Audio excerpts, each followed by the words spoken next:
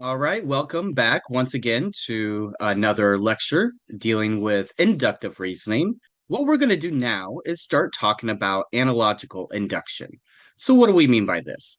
Essentially, what we're talking about is an argument by analogy.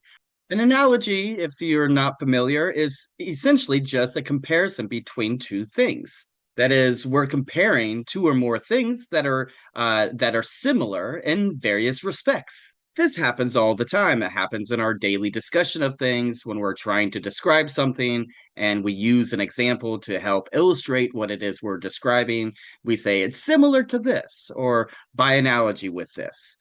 This happens in literature. This happens in film and even in music and art. It certainly happens in examples that we use in science, as well as different philosophical examples. And in that regard, then, analogies are really quite helpful. Insofar as we've got an analogy that allows us to make comparisons between multiple things, we can use that analogy in an argument, what we call an argument by analogy, which is analogical induction.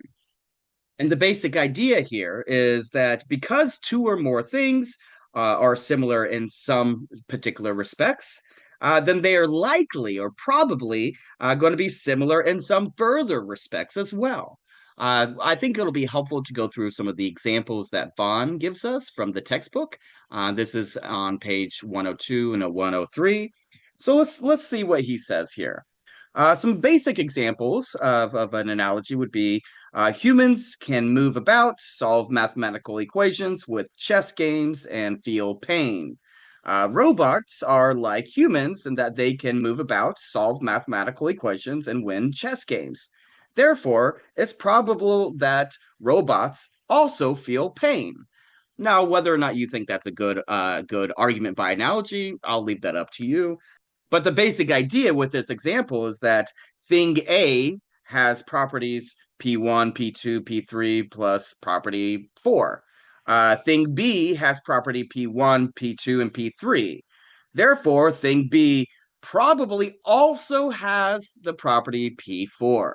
So, with regard to this example about humans and robots, humans have the property of being able to move about, the property of solving mathematical equations, the property of winning chess games, and the property of feeling pain. And then we say that robots have the property of being able to move about, they have the property of solving mathematical equations, and they have the property of being able to win chess games. Therefore, probably robots can also feel pain. They also have that property. So we'll need to talk in more detail about how we can evaluate an argument by analogy like that. But before we do that, let's go through some of the other examples that you'll find on page 103. This example involves medical science. It says, mice are mammals, have a mammalian circulatory system, have typically mammalian biochemical reactions, respond readily to high blood pressure drugs, and experience a reduction in blood cholesterol when given this new drug, Z, whatever that happens to be. And then it goes on to say humans are mammals, have a mammalian circulatory system, have typical mammalian biochemical reactions, and respond readily to high blood pressure drugs. Therefore, humans will also experience a reduction in blood cholesterol when given the new drug Z. So you can see then how we are comparing different things and we're using the analogy here to infer a conclusion that we don't yet have evidence for. The second example is based on religion. It says, a watch is a mechanism of exquisite complexity with numerous parts precisely arranged and accurately adjusted to achieve a purpose imposed by the watch's designer.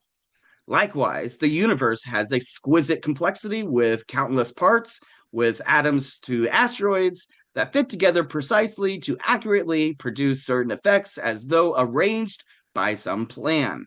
Therefore, the universe must also have a designer. This is Pele's famous watchmaker argument by design for the existence of God, or teleological argument. The third argument is a legal argument. It says, the case before the court involves a school sponsored charity drive at which school officials led a public prayer.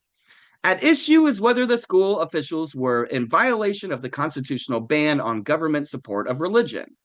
A similar case, here's the analogy, similar case, a relevant precedent, involved school sponsored prayer at school soccer games. And again, at issue was whether the school was in violation of constitutional ban on government support of religion. In that case, the High Court ruled that the school sponsored prayer was unconstitutional. Therefore, the High Court should also rule in the charity drive case that the officially led prayer is also unconstitutional. So again, we're making an analogy between these cases, right? And then the fourth argument says it's based on forensics. It says whenever we have observed this pattern in this splattered blood, we have subsequently learned that the gunshot victim was about 4 feet from the gun when it was fired, and that the victim was facing away from the assailant. In this crime scene, we have exactly the same pattern of blood splatter. Therefore, the victim was about 4 feet from the gun when it was fired and was facing away from the assailant. You can see here how these forms of analogical reasoning or analogical induction is very common in all sorts of different aspects of our lives. We should be careful though, because given that these are arguments based upon analogies, and analogies are easy to come by, they're quite ubiquitous, then it's going to be very easy to create bad arguments by analogy. So it's going to be crucial to recognize that without the proper criteria that we have in place, an argument by analogy is going to be simply far too easy to produce, and therefore will very often be weak. That means that we need to pay attention to the criteria that we're going to use to evaluate these sorts of arguments by analogy. I also want you to think about and practice different arguments by analogy. This is something that you'll have an opportunity to do for the assignment this week. Let's go ahead and consider the criteria that we're going to use. The criteria that we're interested in involves the relevant similarities, the relevant dissimilarities, the number of instances compared, and diversity amongst the cases. So let's go through each of these. First, regarding the relevant similarities, the more relevant the similarities are between the things that are being compared, then the more probable the conclusion is going to be. The example from the textbook says, in the Vietnam War, the U.S. had not articulated a clear rationale for fighting there, and the U.S. lost. Likewise, in the present war the U.S. is fighting, the U.S. has not articulated a clear rationale for fighting. Therefore, the U.S. will lose this war too. Notice that this is a problematic argument, and that's because there's only two things that are being compared, namely the Vietnam War and the current war, right? So if we had more wars to consider, then the argument would be stronger. But since we're only considering two things and there are two similarities here, then that's not going to be a very strong argument. So then let's look at page 104, where we're given a modified version of this argument. In the Vietnam War, the United States had not articulated a clear rationale for fighting. There was no plan for ending the involvement of U.S. forces, no exit strategy. U.S. military tactics were inconsistent, and the military's view of the enemy's strength was unrealistic. The United States lost the Vietnam War. Likewise, the present war, in the present war, the U.S. has not articulated a clear rationale for fighting. There is no exit strategy. The U.S. Tactics are inconsistent, and the military's view of the enemy's strength is naive. Therefore, the U.S. will also lose this war. Right, so notice how many more different similarities are being considered here. Quite a few more relevant similarities. Now, again, they need to be relevant. It can't be just anything that's similar. Right? It can't be the fact that we have tanks and we have bombs and we have guns or whatever. Right? They have to be relevant in an important sense, in a sense that makes the argument strong. Likewise, if we were to, introduce numerous different wars where all of these things were happening, all of these similarities occurred, that would also strengthen the argument. But when it comes to evaluating argument by analogy, it's important to consider the dissimilarities. In general, whenever we're going to evaluate these sorts of arguments, what we want to look for are disanalogies. And this is because if there's more relevant dissimilarities or disanalogies, whenever there's more of these, then that makes the argument less probable, makes it less probable that the conclusion is true. So there's two different examples here I want to go through. This does not come from the textbook. They're philosophical examples that are common in the literature. The first is called Thomson's violinist case. This is a really famous argument offered by Judith Jarvis Thomson that's supposed to show why very extreme versions of abortion, pro-life abortion arguments are problematic. Right. So what she means here by extreme cases are cases where abortion is claimed to be immoral and never permissible, even in cases like rape or when a mother's life is in jeopardy. Right. So she offers an argument by analogy that goes like this. Imagine that you wake up one morning and you notice that you have been kidnapped and you've been taken against your will, and without consent, you've been hooked up to some famous violinist. Right? Suppose that there's this massive fan club of this famous violinist, where the fan club will do anything to protect the life of the violinist, and the violinist is dying. And it just so happens to be that your blood can save the violinist's life. So, without your consent, against your will, they kidnap you and hook you up to the violinist. Now, the question is, would you have a right to disconnect yourself from the violinist if you found yourself in that situation? And I think the intuition is that most people would say yes. Yes, of course, you have a right to disconnect yourself from the violinist. Why? Because you did not choose to get hooked up to the violinist. You did not give consent for your body to be used to save the life of the violinist. Of course, the violinist has a right to life. The violinist is a person, and we should care about the life of the violinist. But nonetheless, your right to bodily autonomy is more important than the violinist's right to life in this particular case. Right? You have the ability to choose to disconnect yourself because you never gave consent in the first place. And so it looks like the violinist does not have a right to use your body. So, by analogy with the case of abortion, specifically with the case of rape, if you've been raped, then you have a right to disconnect yourself from the fetus, right? Because you did not choose to be in that situation. You did not give consent to have sex. It was unconsensual sex that took place. And so the right to the life of the fetus, assuming that the fetus does have some sort of a right to life or is a person saved from the moment of conception, well, even if that's the case, still your right to bodily autonomy outweighs the fetus's right to life, right? So it's an analogy between the violinist case and the case of rape as it relates to abortion. Now, we might want to look for different disanalogies, right? So maybe one disanalogy that might be relevant is the fact that when you're hooked up to the violinist, you're in bed for maybe however long, maybe even 9 months, who knows? But you're stuck in a hospital bed, let's say, and you're not able to go to work and do all those other things. But in the case of abortion and when you're pregnant, even in the case of rape, nonetheless, you're still able to go to work, you're able to move about and do a number of different things. So maybe that's a relevant disanalogy, maybe it's not. But notice that what we're doing is we're looking for disanalogies, disanalogies that would make the argument disanalogous.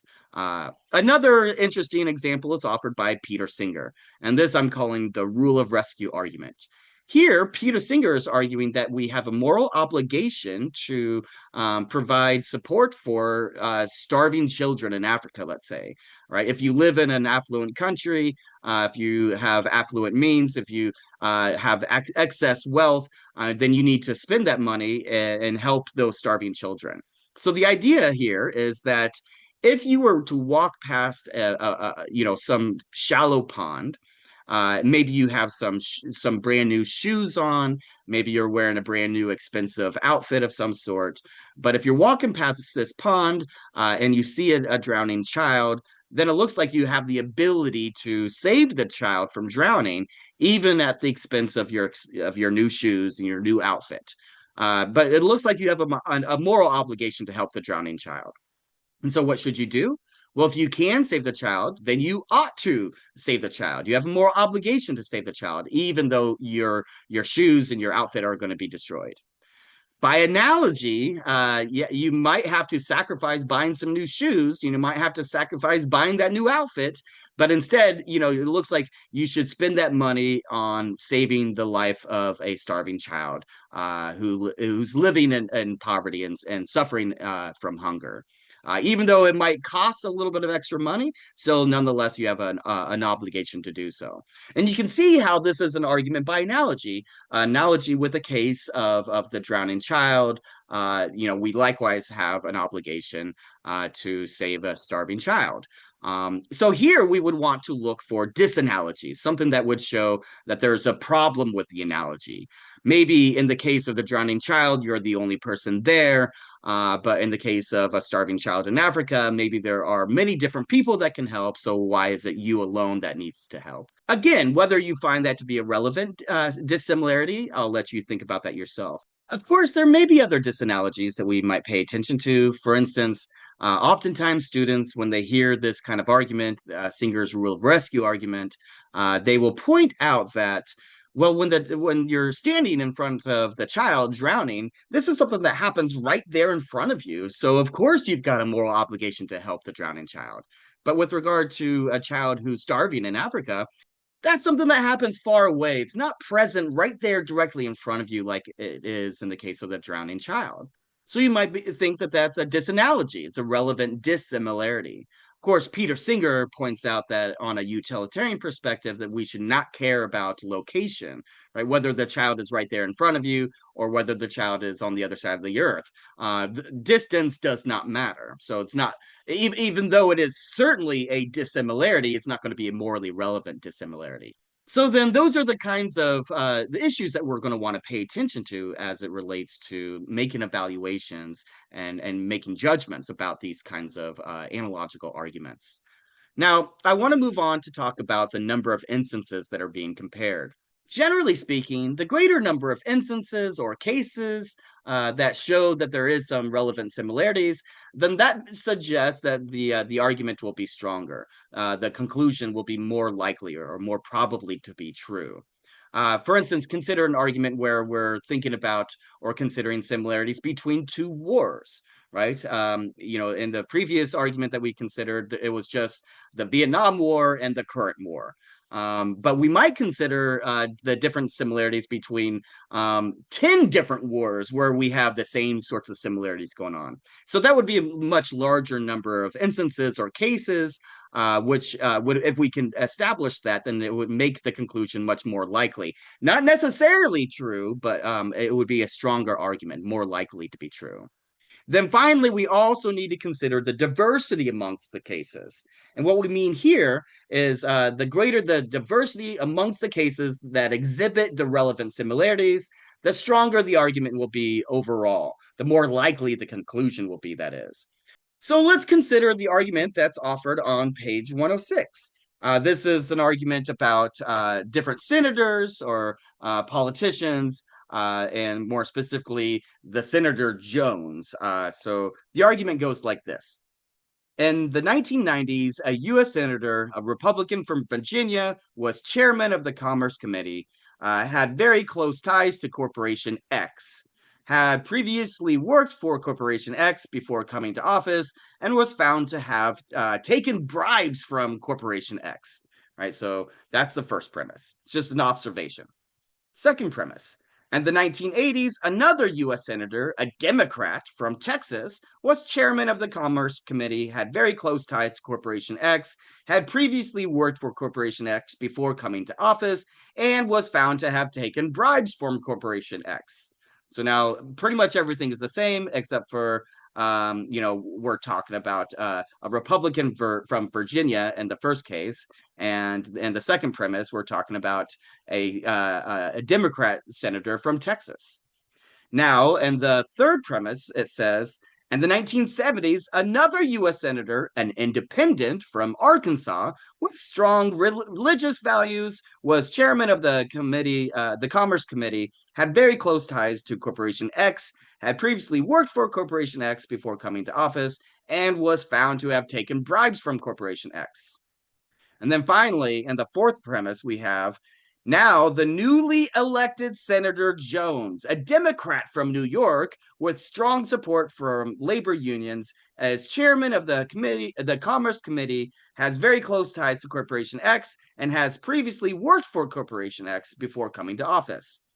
Therefore, Senator Jones will likely take a bribe from Corporation X. So notice what's going on here is it's an argument by analogy. We're using the analogy with all these other different cases, but the diversity of amongst the cases really makes a difference, right? If we were talking about only Democrats or talking about only Republicans from Texas, let's say, then there wouldn't be a lot of diversity amongst the cases. But we're talking about different cases that happened in different decades. We're talking about Republicans, Democrats, and independents. So there is a decent amount of diversity amongst these cases, which makes the argument much stronger. Or another way to put that, it makes it more likely that the conclusion is going to be true. So those are some of the things that we'll want to think about when we're evaluating an argument by analogy.